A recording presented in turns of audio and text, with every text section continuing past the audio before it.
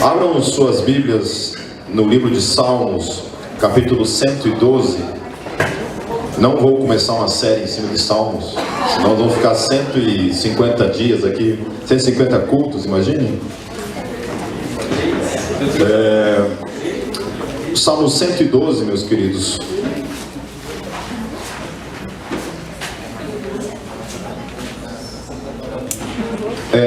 Acho que esqueceram de ligar todas as luzes aí, ó. Algum bizonho aí não sabe ligar as luzes aí. Faz favor aí. É o estagiário, o apaixonado pelo Celso que fez isso.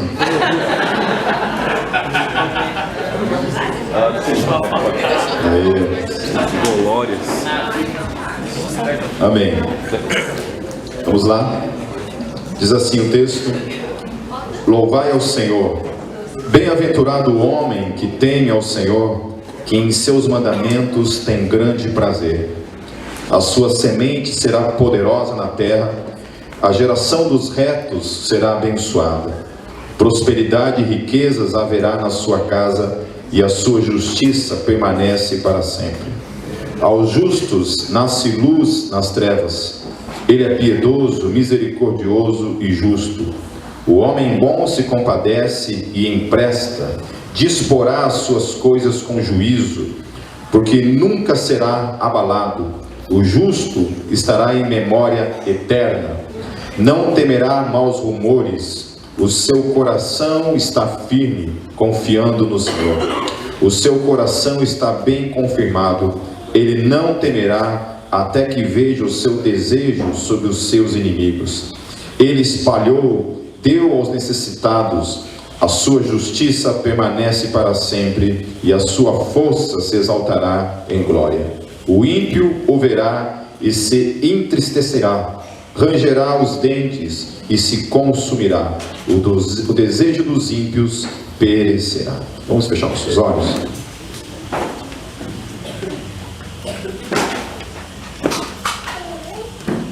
Senhor, mais uma vez nós estamos aqui diante do Senhor, diante da Tua Palavra, com os nossos corações, nossas mentes, o nosso Espírito, Senhor.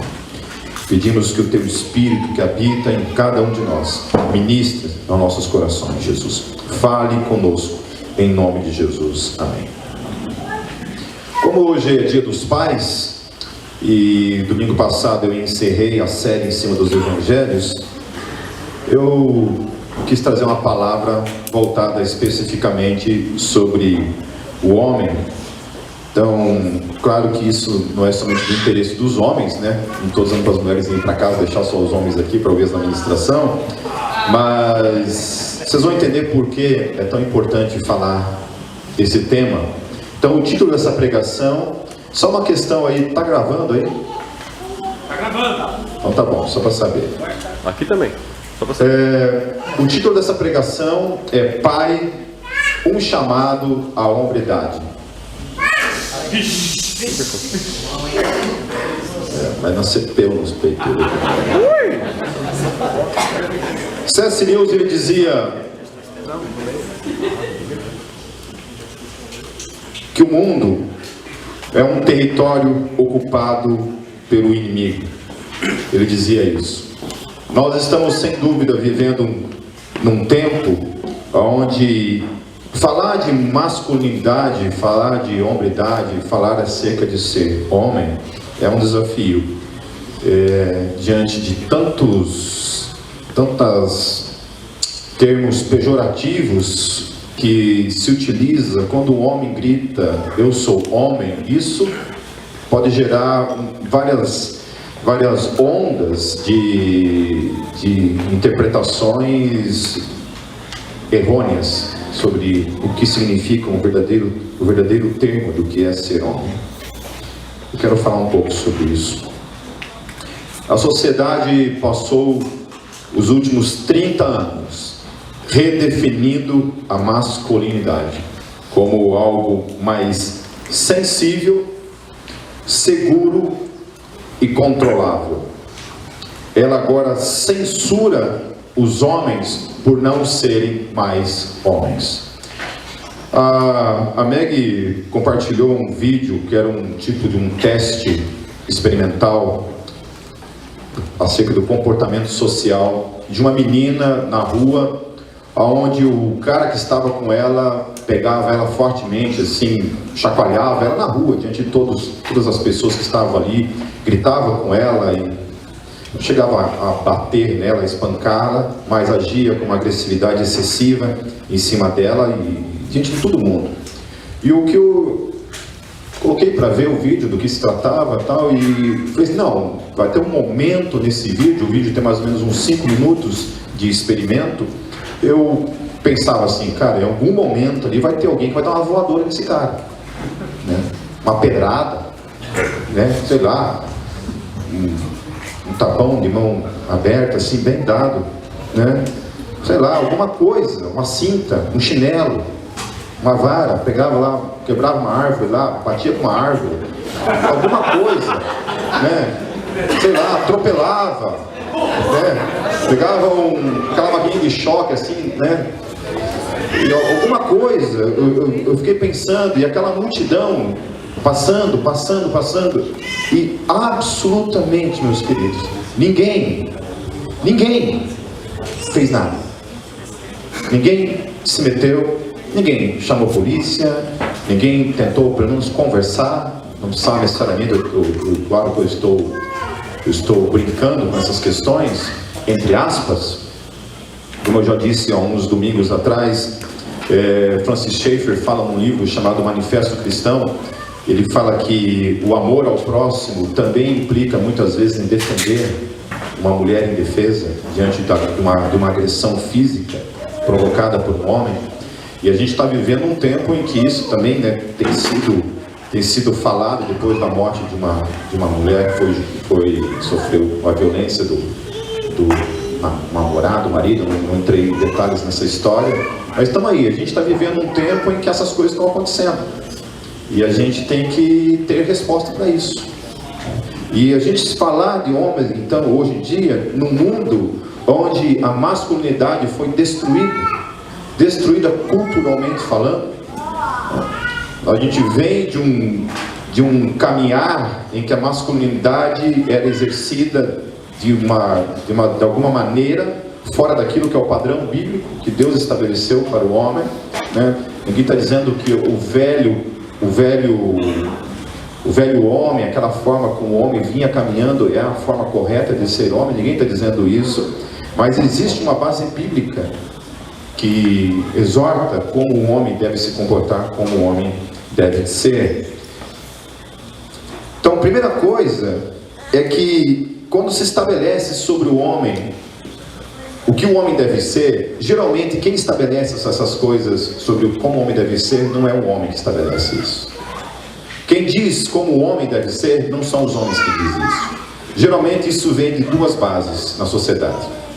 Uma é as mulheres, e quando digo as mulheres não estou falando da minha esposa, não estou falando das mulheres de modo comum, mas o feminismo tem tentado de alguma forma.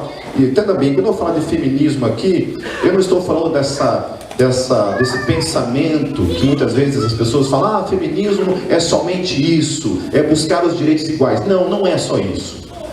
Para com essa conversa fiada, não é só isso, tá certo? Tem, eu entendo que tem isso dentro do feminismo como busca, tá certo? Eu entendo que tem só isso, mas não é só isso. Não é somente isso. Então eu acho um pouco de covardia quando você levanta uma crítica contra o feminismo, as mulheres já se armam todas, falando, não, mas a gente só quer igualdade salarial. Não, não é só isso, tá certo?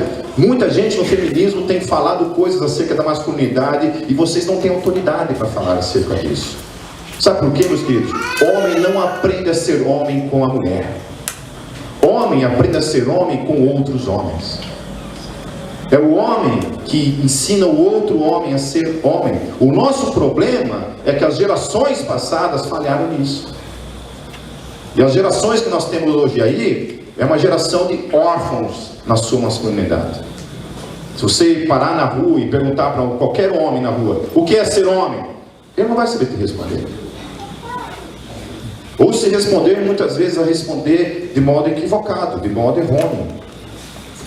Vai falar, sei lá, que ser homem é sair por aí pegando todo mundo, sabe quantas mulheres por semana, vai estabelecer um princípio de masculinidade que está muito longe daquele ao qual Deus um dia estabeleceu. Então, homens, ouçam bem isso, mulheres e homens. Homens não aprendem a ser homens com as mulheres. No máximo, as mulheres denunciam quando eles não estão sendo homens de verdade. Amém? Amém. O que muitas vezes o feminismo denuncia quanto ao machismo, quanto ao comportamento de uns homens, eu acho tremendo. Porque está denunciando aquilo que homem não é. Tá certo? Alguma coisa distorcida, menos o que é um homem de verdade. Por exemplo, um homem não bate numa mulher. Aquilo está longe de ser aquilo que Deus estabeleceu. Alguém encontrou na Bíblia alguma vez Deus falando assim: olha, quando a tua mulher não se submeter a você, desce a porrada? Já viram isso na Bíblia? Não, também não. Na minha, pelo menos, não tem. Certo? Não existe isso na Bíblia. Até essa questão de autoridade, eu acho que quando um homem precisa dizer para uma mulher, seja submissa a mim, ele já está sem autoridade faz muito tempo. Eu nunca precisei dizer isso para minha esposa. Até porque eu apanhava se eu falasse.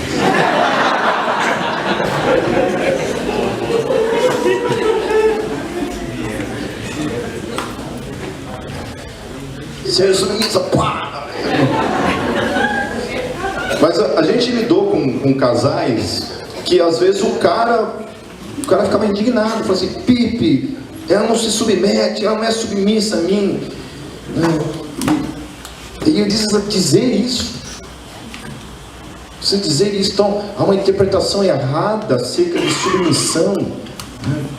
Não é assim. A autoridade de um líder, a autoridade de um homem é conquistada por meio do seu caráter, da sua conduta, do seu amor derramado na vida da esposa. Está entendendo? São duas coisas que andam em conjunto, né? Também tem esposa que é o Satanás, né, cara? Tem mulher que é difícil, cara. Entende?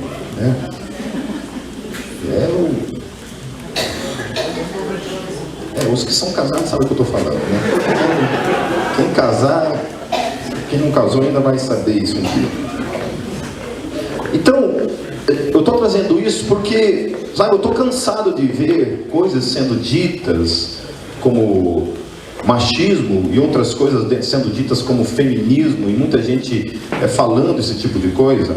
Por exemplo, esses dias eu tive uma discussão raramente eu tenho uma discussão no Facebook, mas eu tive uma discussão com uma pessoa, com uma mulher, que ela disse assim que ela absolutizou isso, que no caso de um casamento, quando o homem está afim de tomar um café e a esposa diz não, né? O que passar disso é estupro dentro de uma relação de um casal. O que passar disso é uma violação da mulher, alguma coisa do tipo. Eu falei assim: olha, eu acho que a coisa não é preto no branco dessa forma, porque dentro de uma relação, Paulo fala que o meu corpo pertence à minha esposa e o corpo da minha esposa pertence a mim. É uma questão de pertencer ao outro. Por quê? Quando a gente casa, a gente se transforma numa única coisa, uma só carne. Nós somos um só. Amém? E Paulo ele fala assim que, olha, até para você jejuar e você ficar um tempo e abster-se da relação sexual, Paulo fala que tem que haver concordância. Não é com Deus, nem com os anjos, nem com o pastor. Pastor, eu vou fazer 40 dias de jejum sem relação sexual. Não é o pastor que diz amém para isso. Quem que diz amém para isso é a esposa ou o marido.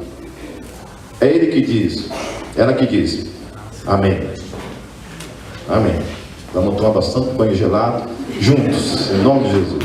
Juntos não, melhor separado, porque juntos não vai dar certo, né? Então ele está falando isso. Então a questão tem esquecido o que eu estava falando. Eu sou pegar fogo ali, vamos esquentar aqui. Então essa questão da sexualidade, por que eu estava falando isso para essa pessoa? Porque às vezes tanto um quanto o outro, há momentos em que, por exemplo, uma pessoa que passa por depressão e precisa tomar algum tipo de medicação, quase que na sua grande maioria, algumas medicações, por exemplo, diminuem o libido, diminui o apetite sexual, de verdade. Eu não preciso levantar a mão aqui, quem já passou por isso, né? Mas é verdade, às vezes você toma uma medicação que aquilo afeta a tua sexualidade. Mas daí como é que faz? Quando você é casado. Então você está tomando a medicação, você está sem libido, mas a pessoa com quem você está casado não. Está subindo pelas paredes, fazendo um buraco igual essa parede aqui, ó. Na unha o negócio. Entende? Então, e aí como é que faz? Como é que faz? Eu vou dizer não, e eu estava explicando isso para a pessoa com todas as palavras, com todo o cuidado, dizendo que às vezes você não está com vontade, porque você está sem libido para isso. Mas ainda assim, por amor ao cônjuge, lembre-se bem, por amor, não para ser violentado, mas porque você ama, mesmo assim você está com o desejo, com o libido, com o apetite, você se doa para a pessoa. Amém? Nossa, amém? Então fique na seca em nome de Jesus. Ó, lasque-se. Eu quis ajudar ainda aí, ó. Quis dar uma ajudinha aí, então. Escale as paredes nas unhas, pronto. Amém? Vocês entenderam isso? Então eu estava explicando que aos olhos da Bíblia isso não é uma violação. Entende? Claro que não é não. Né? Ou dá aquela ciscadinha, né? Tem jeito? Não! Aí não tem como. Né? Não dá. Mas antes de dizer um não, né? Você dá uma perguntadinha. Tá feia a coisa? Né? Como é que tá? Nível. Né? Estabeleça alguns níveis para você entender a informação dada ali. Amém? E a gente, quando a gente fala esse tipo de coisa, ela, por exemplo, a dificuldade dela era que ela estava achando que ela só estava falando de homem. Eu falei, não estou falando de homem, minha filha. Estou falando de casais, porque a gente já lidou com situações em que era o contrário. Era a mulher que era ninfomaníaca no negócio. Entendeu? Era ela, era o contrário. Entendeu? Era o contrário, era para ela que a gente tinha que dizer que tinha que tomar banho gelado, não para ele. Às vezes é o contrário, às vezes é o cara. Às vezes é o cara. Sei lá. Eu acho que tem que tomar alguns cuidados, obviamente, né? Porque isso aí eu acho que compete a cada casal encontrar um equilíbrio, porque às vezes você encontra dificuldades no casamento justamente por causa disso, porque às vezes um tem mais apetite que o outro, né? E às vezes é difícil isso, cara. Tem umas situações que a gente lida como pastor, que a gente tem que aconselhar, olha que, meu Deus do céu, sério?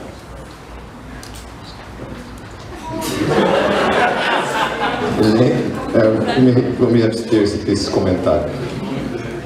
Então, nossa, e aí a pessoa ficou indignada comigo, né, cara? Não, isso é estupro, você é um machista. Eu falei, meu Deus, eu estou falando de homem e mulher. Não, porque... Então não tem conversa. Então, tome cuidado quando você estabelecer certas coisas como machismo, porque hoje em dia é uma dificuldade. Então, por um lado, existe o machismo, mas por um lado, meus queridos, tome cuidado para você não estar matando a masculinidade daquele que está do seu lado. Porque tem coisas, meus queridos, que é do homem, não tem jeito. É do homem. O homem foi criado por Deus, foi dado uma estrutura para ele de uma forma. Amém? E o que muitas vezes, o que está sendo dito acerca do que é ser homem, não é ser homem. O ideal de masculinidade hoje, que eu acabei de descrever aqui, é um ideal de masculinidade meio que homossexual o negócio. Entendeu? O homem, para ser homem, é o Jean Willis, sei lá. Entendeu? Aquilo ali é ser homem. Então é estabelecido dessa maneira. Entende? Eu não estou dizendo que você tem que ser um cara ignorante, estúpido, ogro, né? Que tira tatu do nariz, não é isso que eu estou falando, tá certo? Que não toma banho, né? Não estou falando disso, né? A gente lidou com uma situação aí que o cara, por exemplo, a esposa não queria, né,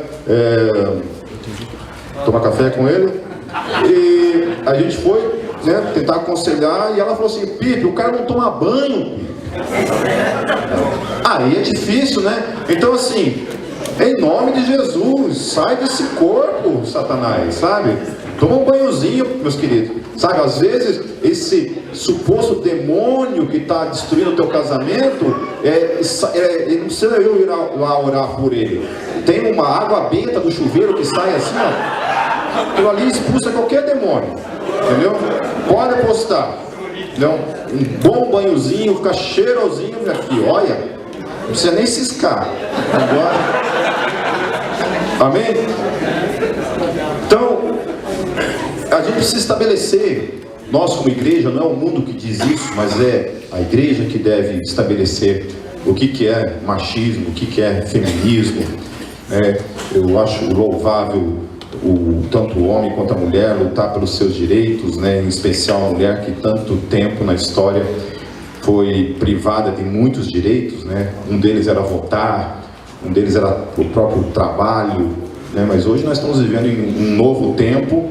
E o que eu vejo é que muitas vezes a gente tem que tomar muito cuidado quando levanta algumas bandeiras, porque em nome de se levantar algumas bandeiras nós estamos matando a masculinidade. Amém? Tome cuidado com isso. Você vê isso quando em alguns casamentos o homem, por exemplo, é aquele homem que é esse homem padrão aí, que está aí imposto. Essa coisa sensível, essa coisa que não consegue proteger a esposa, é capaz de jogar a esposa na frente e sair correndo, ao invés de proteger a esposa. E aí é um problema. Eu já tive situações em que a esposa chegou assim: Pipe, pelo amor de Deus, ensina meu marido a ser homem. Eu falei: eu?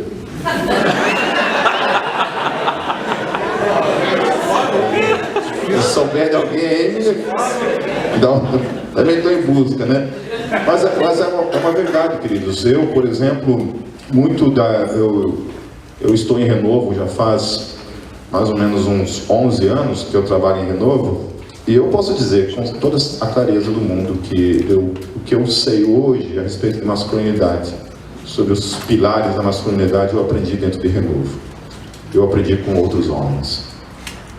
Amém? Não foi com o meu pai, infelizmente. Não foi na escola, principalmente. Esquece isso. Eu acho uma estupidez quando se fala. Tudo parece que é educação. É como se aprender geografia vai transformar o meu caráter. Entende? Como se informação forma pessoas, forma caráter. Entende? Então, quando eu vejo se falando de educação, amém. Ninguém está falando que você não tem que estudar, que tu tem que ser um burro, ignorante. Não é isso. Mas a formação do caráter da pessoa se aprende com a família, meus queridos. Em casa. E aí, quando a casa é uma tragédia, aí nós temos um problema. Por isso a importância da igreja, que é onde você vai entrar no processo de discipulado com um homem ou uma mulher que vai ensinar você a ser homem, ensinar você a ser uma mulher de Deus, ensinar você a ser um homem de Deus, ter um caráter de Cristo na tua vida e caminhar dentro disso, em nome de Jesus. Amém? Eu fico pensando, meu Deus, o que seria do meu filho se eu não tivesse tido acesso ao ministério de Renovo na minha vida e ter sido discipulado pelos homens? Foram raras as vezes, mas a frase, você é igual ao seu pai, sempre essa frase é carregada de algo pejorativo. Quem que gosta de ouvir isso? Você é igual ao seu pai? Eu não gosto. Quando alguém fala, você é igual ao seu pai, eu já arranjo os dentes. Há coisas que eu gostaria de ter sido parecido com ele, mas na questão do caráter, jamais. Em muitos aspectos. Devolver a um homem o seu coração é a missão mais difícil que há na face da terra. Uma pergunta para todos os homens nesse lugar nessa noite. O que as pessoas que fazem parte da sua vida acham de você como homem? Quando olham para você e te definem como homem, o que essas pessoas têm em mente? Uma das reflexões acerca, por exemplo, de Adão e Jesus, comparando os dois. Por que Jesus não falhou como homem, mas Adão sim? Ambos eram 100% homem. Ambos não tinham a semente do pecado dentro deles. Ambos estavam equipados para lidar com o pecado, ainda que ambos também podiam ser tentados. Por que um falhou e o outro não falhou? O coração de Adão voltou-se para Eva, enquanto que o coração de Jesus sempre esteve no Pai. Jesus sabia que se ele mantivesse o seu coração fiel ao Pai, ele estaria amando verdadeiramente a humanidade. Ele esmoreceu diante da morte, teve medo, suou gotas de sangue, mas optou por amar ao Pai acima de si mesmo. Quando Jesus fala: aquele que amar mais a sua vida, perdê-la-á, mas quem perder a sua vida por amor de mim, herdará a vida eterna.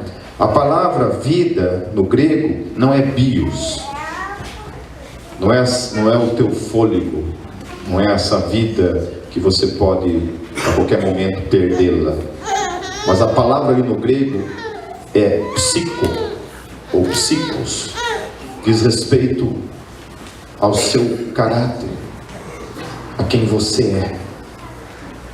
Aquele que amar as suas vontades, os seus desejos nesse mundo, perderá a vida. Mas aquele que deixar de lado, vencer esses desejos desse mundo, herdará a vida eterna. Amém? Então é uma luta que acontece com todos os homens dentro da mente. E Jesus passou por essas lutas. Então faz todo sentido. Jesus, obviamente, ele passou pelas duas circunstâncias, onde ele perdeu a vida dele e ele negou as suas vontades lá no Getsemane, como eu falei uns domingos atrás. Quando ele estava no Getsemane, tamanha a pressão daquele momento em que ele estava vivenciando, ao ponto de ele cogitar diante de Deus, assim: Pai, se possível for, passa de mim esse cálice. Ele estava suando sangue naquele momento, tamanha a tensão que ele estava vivenciando por aquilo que viria, e ele luta contra as suas vontades, ele submete a sua vontade à vontade do Pai, quando ele diz: mas não seja feita a minha vontade, mas a tua vontade seja feita. Amém. Esse é o segredo de você vencer: submeter os seus desejos, as suas vontades ao senhorio do Deus Todo-Poderoso. Somente assim é capaz. Por isso que Jesus foi capaz de vencer, mesmo diante de todas as dificuldades e tentações que ele passou. Ele se submeteu o tempo todo ao Pai, enquanto que Adão, diante da primeira situação, ele se submeteu às suas vontades, aos desejos de Eva, e não aos desejos do Pai. Amém? Quer vencer no seu casamento, na sua vida? Isso tanto para o homem quanto para a mulher. Submeta as suas vontades ao senhorio do Senhor Jesus na sua vida. Amém? Amém.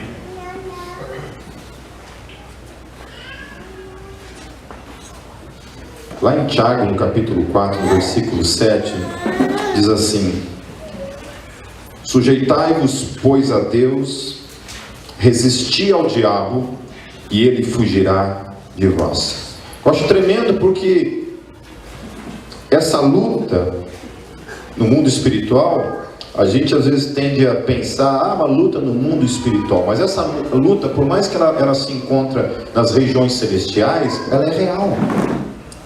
A gente sente o reflexo disso na nossa vida, no dia a dia.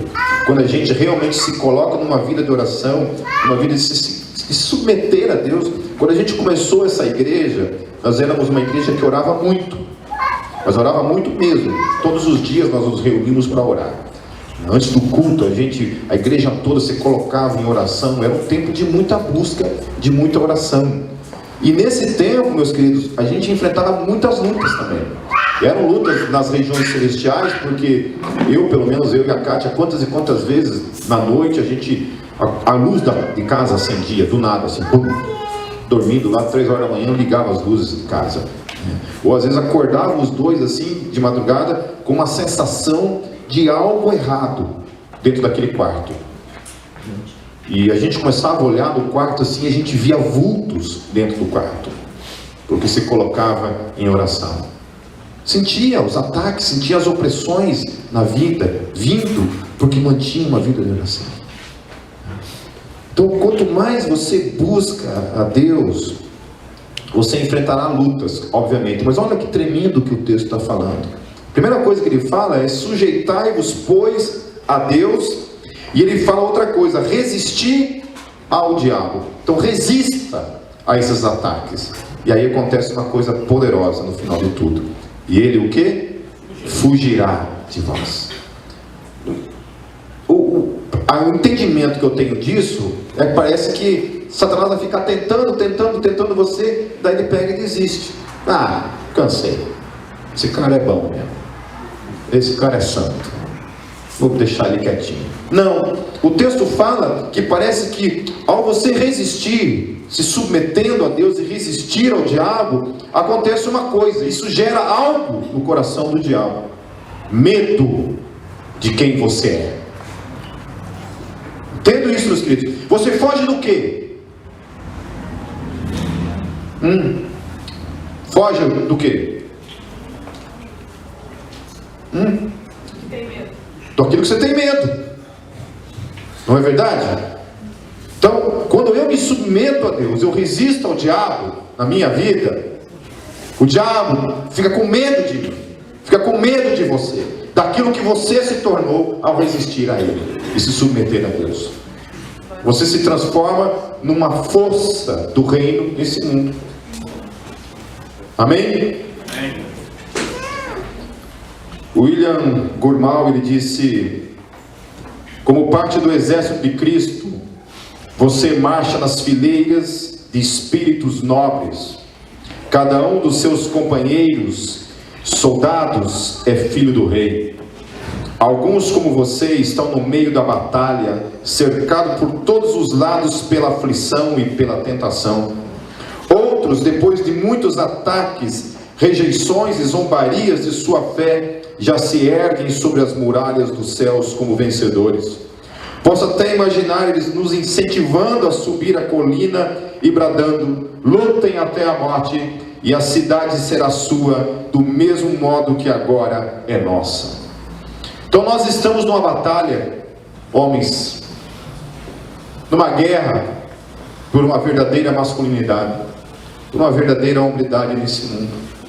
Somos tentados o tempo todo a desistirmos da nossa guerra, porque eu e você fomos feitos para a guerra. A gente foi feito para a guerra. O corpo humano foi feito para a guerra. A mente de um homem foi feito para a guerra. Quando estou falando para a guerra, não estou falando de dar tiro. E se for preciso também. Se for preciso defender o nosso país, também. Amém? Já falei para vocês isso, que biblicamente, quando a Bíblia fala não matarás, o termo ali no hebraico é não assassinarás. É assassinato que está se falando. Numa guerra, o termo no hebraico usado para guerra, no ato de matar, não é a mesma palavra que está no decálogo, nos 10 mandamentos. Outra palavra. Portanto, quando se trata de guerra, o homem tem diante de Deus o aval para isso. Ele tem o aval para tanto matar, como também para morrer. Não somente para matar. Tá certo? Então, quando Israel entrava em guerra, o que Deus falava para eles? Vai e mata todo mundo. Mas Deus está se contradizendo, então? Deus está se contradizendo? O decálogo, os 10 mandamentos falam não matarás, e agora Deus manda matar em discordância? Não, simples, porque a palavra no decálogo é não cometerás assassinato. A palavra na guerra é outro termo. Amém? Por isso que um indivíduo, quando está em casa, ele tem diante de Deus a liberação para proteger a sua família. E se necessário for, até mesmo cometer a morte daquele que invade. Vocês entenderam? Ah, é Pipe anticristão. Não é. Não é. Porque está uma discussão na internet sobre isso. Esses dias eu conversei com um ateu. Eu acho lindo quando vem ateu conversar comigo. Estabeleceram uma moralidade sobre a minha vida que ele não tem. Pelo menos não de modo absoluto. Pode ter de modo relativo, mas daí é uma questão de opinião dele, ponto final. Então o cara falou esses dias assim, que, por exemplo, defender pena de morte é anticristão. Eu falei, não, peraí, volto a falar sobre isso. Aos olhos da graça, aos olhos da fé cristã, não é imoral. Aos olhos da fé cristã, não é adequado. A fé cristã, por causa da graça, por causa de um Deus que nos dá a segunda chance, por causa da graça, então, o cristão olha para a pena capital com outros olhos, ele olha com os olhos da graça. Por isso eu sou contra. Por isso eu não sou a favor da pena de morte. Seja qual for o caso, eu não sou a favor da pena de morte por causa dos olhos da graça. Mas eu não posso dizer que é anticristão, porque lá no Antigo Testamento, Deus que cria a moral para Israel, Deus estabelece que havia alguns tipos de pecados, que quando cometidos dentro de Israel, o que acontecia? Pena capital. A pessoa era executada. Mas então, o Deus do Antigo Testamento não é mais o Deus do Novo Testamento? A gente vai virar gnóstico agora, porque os gnósticos acreditavam que o Deus do Antigo Testamento era outro Deus e Jesus é outra coisa. Eles não acreditavam nessa unidade de um único Deus. Amém? Estão entendendo? Ah, Pipa, eu não concordo. Aí, querido, aí você está na igreja errada. Porque você pode discordar de mim, menos da Bíblia. Então assim, quem não concorda, eu desafio a fazer um estudo exegético acerca disso e me trazer aqui. Então assim, eu quero que você consiga conciliar então, resolver esse problema entre o Deus do Antigo Testamento e o Deus do Novo Testamento então, e traga para mim a solução para o problema, para dizer que é imoral. Não é imoral. A única diferença é que nós olhamos para a questão da pena capital com os olhos da graça. E agora é graça. Amém? Eu sei que tem gente no nosso meio que não quer graça, porcaria nenhuma, que quer matar todo mundo, mas não sinto te dizer, mas aqui os olhos, a gente tem que olhar com os olhos da graça. Amém? Amém? Então nada daquilo que tem valor vem sem algum tipo de luta. Amém? Nada daquilo que tem valor. Hoje até um pastor amigo meu postou uma coisa a respeito do amor de Deus, essa questão do amor incondicional de Deus. É um problema muitas vezes, porque às vezes se estabelece essa questão do amor incondicional de Deus de uma maneira errada. A gente tem que entender o seguinte: amor incondicional, vírgula. Porque o amor de Deus tem uma condição. Qual é a condição do amor de Deus? Existe uma condição: fé. João 3,16 diz: porque Deus amou o mundo de tal maneira. Qual foi a maneira com que Deus amou o mundo? Olha o que o texto está dizendo: porque Deus amou o mundo de tal maneira. Vai estabelecer a maneira com que Deus amou o mundo. De tal maneira, para que todo aquele que nele crê tenha a vida eterna. Essa foi a forma como Deus amou o mundo. Portanto, a forma como Deus amou o mundo é condicional. É ou não é? É condicional. É para aquele que crê. Se não crê, o amor de Deus... Um amigo meu falou, defendendo uma questão, uma vez, por exemplo, a respeito de uma pessoa que nunca teve contato com o Evangelho e nunca creu portanto, né? E ele tentando defender essa questão que essa pessoa será salva. E será salva por quê? Ela será salva porque a pessoa não tem consciência da salvação. Mas então não precisa pregar o evangelho? Então por que se importar com os índios que nunca ouviram o evangelho? Deixa lá. Acho que até melhor, não é? Porque o cristianismo às vezes atrapalha a nossa vida, não atrapalha? Não é bom deixar os caras na ignorância, então? Então deixa lá. Então como é que essas pessoas serão julgadas? Elas serão julgadas pelo seu comportamento. Opa, então você está estabelecendo que a salvação não é pela fé, é pelas obras. Então você está entendendo um monte de enrosco que se envolve? Ah não, mas então Deus vai salvar eles pela graça. Aí é um outro departamento, mas ainda que seja pela graça, você não pode falar com a convicção de que tal pessoa é salva. Se é salva pela graça, meu querido, aí é uma questão com Deus. E aí também não tem necessidade de pregar o evangelho. Deixa que a graça tome conta disso, então pronto, final. Amém? Que horas são? 10 para as 8?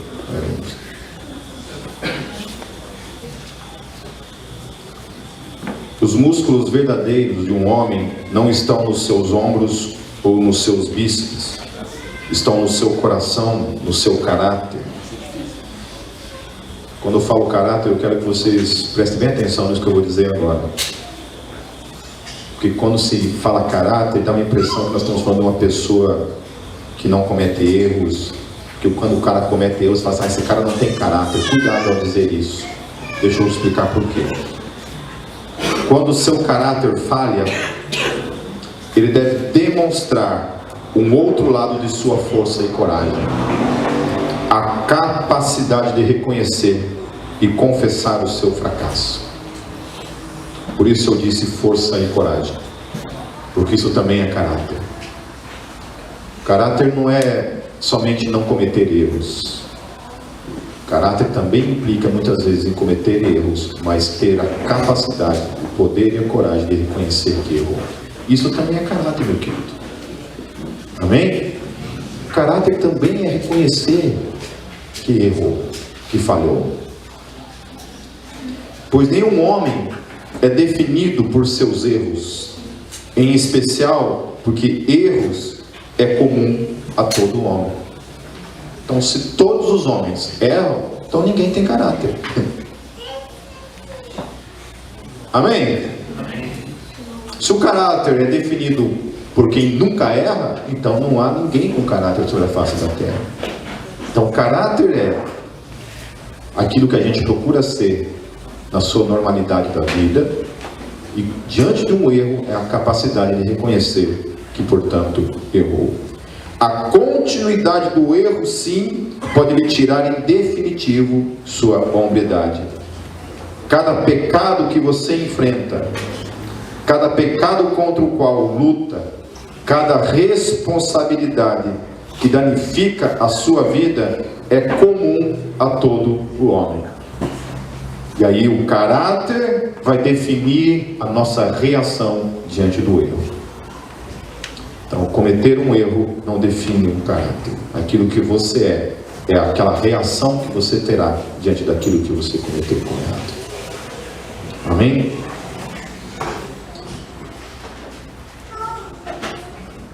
Eu queria encerrar falando sobre 3 coisas a respeito dos desejos, o alvo, o sonho do coração de Deus para todos os homens presentes nesse lugar.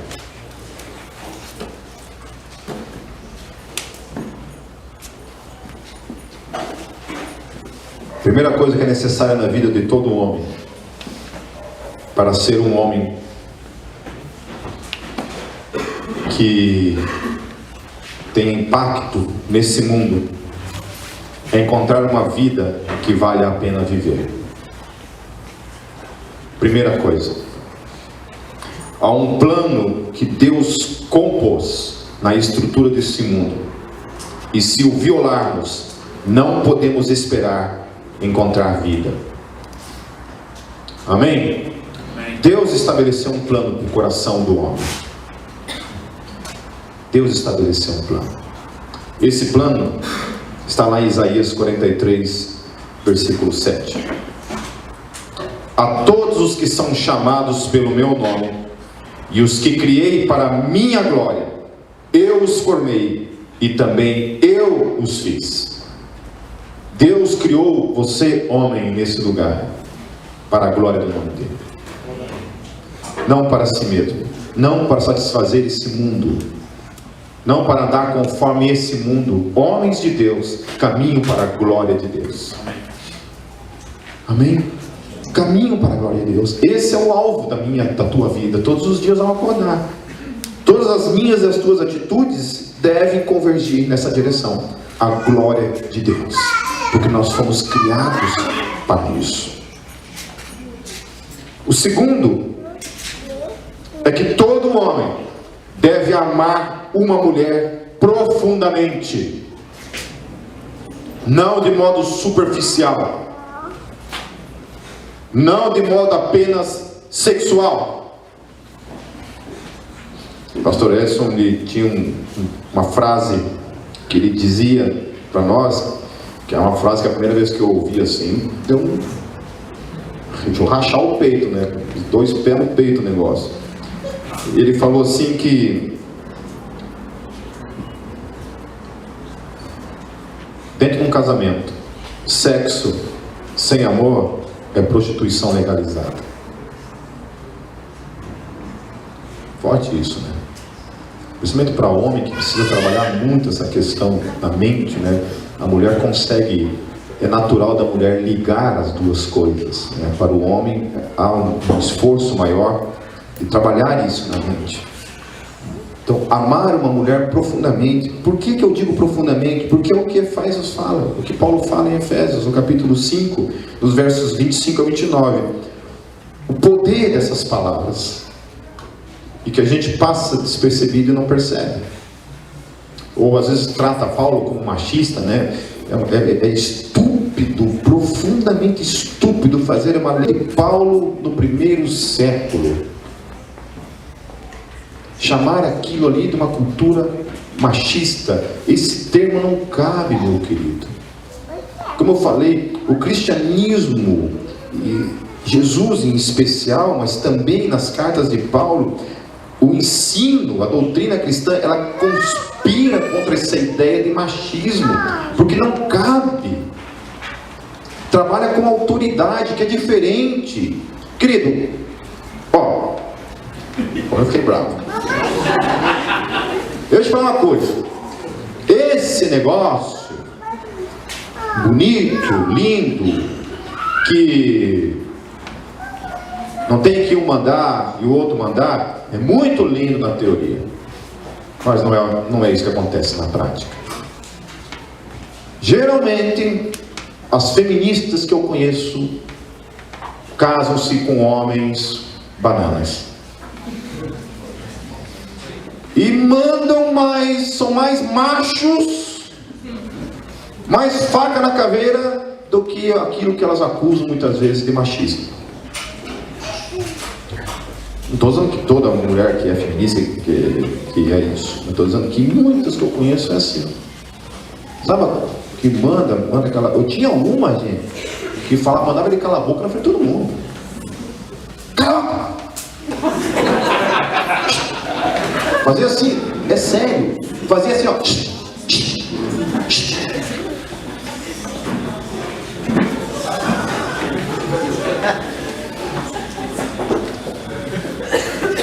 Mas toda vez era aquela conversa, quando a gente tinha que conversar e falar.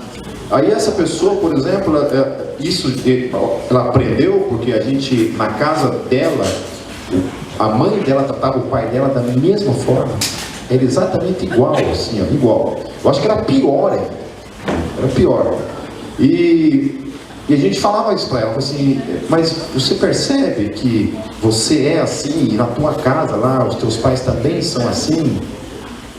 E ela dizia para mim assim, não, Pipe, não é que minha mãe manda, é que meu pai ama tanto a minha mãe que ela deixa ele mandar, ele deixa ela mandar.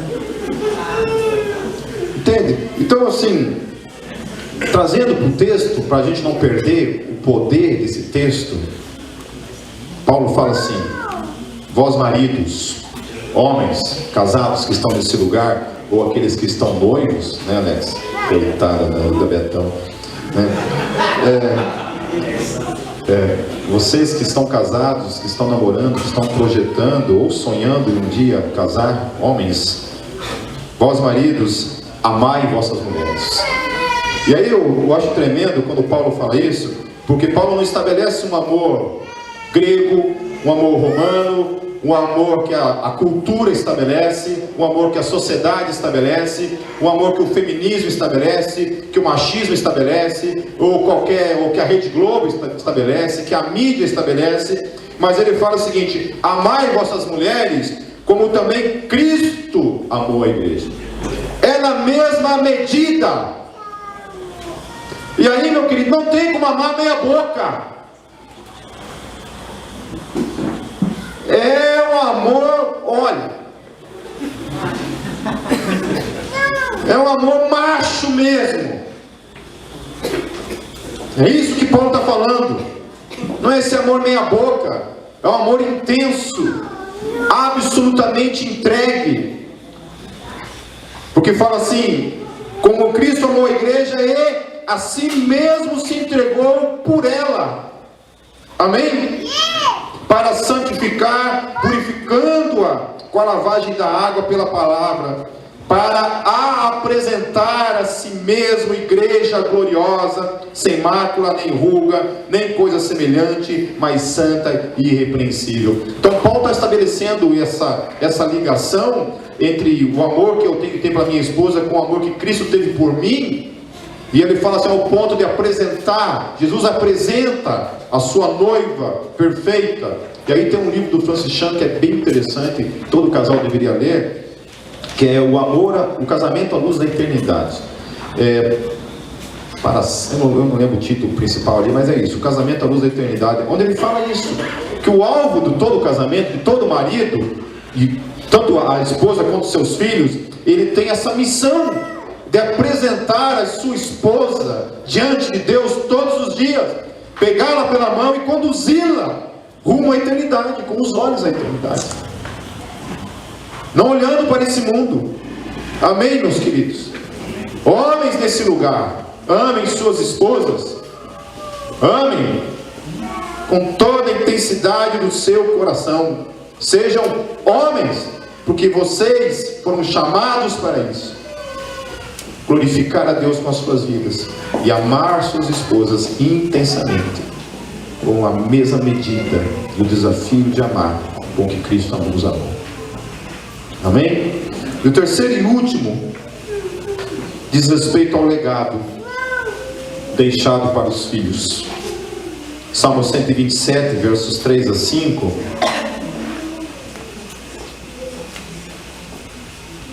Eis que os filhos são herança do Senhor, e o fruto do ventre o seu galardão. Como flechas na mão de um homem poderoso, assim são os filhos da mocidade. Bem-aventurado o homem que enche deles a sua aljava, não serão confundidos, mas falarão com os seus inimigos à porta. Eu sou muito grato a Deus por ter discipulado muitos homens durante esses meus 17 anos de Gólgota, de ministério, e em especial por ter aprendido a ser homem, por ter aprendido a ser marido, mas também por ter aprendido a ser pai. Foi um grande desafio. Eu cheguei no primeiro encontro de renovo ao qual eu participei. O Gabriel era bebê ainda, eu devia ter quase um aninho. E eu cheguei lá arrebentado. Perdido. Absolutamente perdido, assim, em termos de ministério. Perdido na minha masculinidade. Perdido em questões como marido. E aí o desafio de ser pai, uma criança, um menino ali, ao qual eu tinha uma responsabilidade. E eu perdido dentro disso. E aos poucos os alicerces foram colocados, alicerçados na vida. E eu me alegro por ter, assim como eu aprendi isso de outros homens, eu pude ensinar outros homens e ter uma geração de pais maravilhosos que nós temos hoje dentro dessa igreja.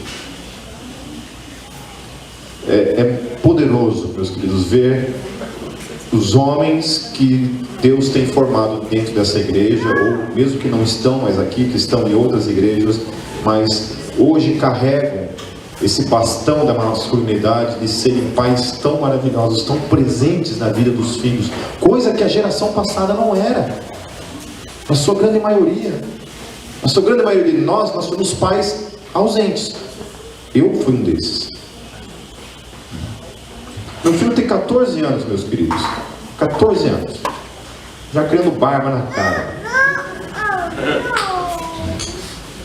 Todos os dias, eu tenho o meu tempo com ele, de abraço, de beijos, de namoro, em que eu deito ele no meu peito, o abraço, cheiro.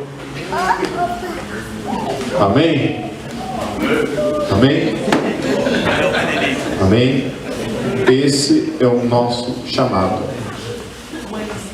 Amarmos nossos filhos, imprimirmos no coração deles o nosso caráter, o nosso temor a Deus. Amém? Acho tremendo isso. Então, continue sendo os pais maravilhosos. Se alguém aqui no nosso meio está negando a sua paternidade, está negando a sua masculinidade. É uma tragédia a gente ter um mundo de tantos filhos hoje abandonados pelo pai.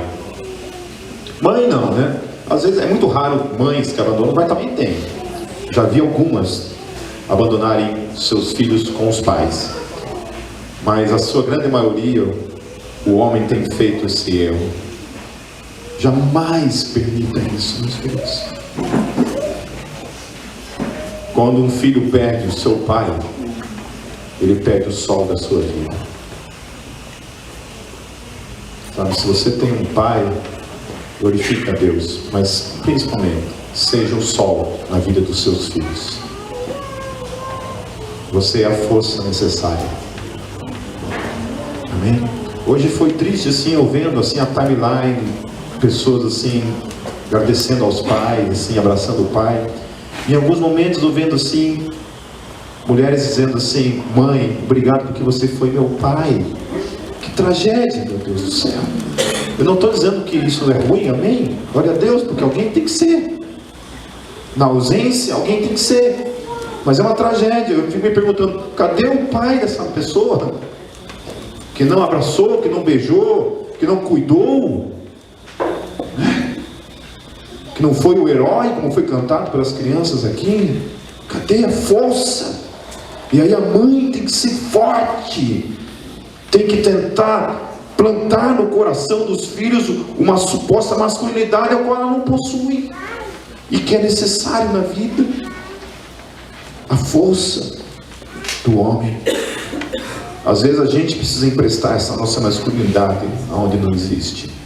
Sermos referência para as crianças nesse mundo. Estamos juntos até o fim.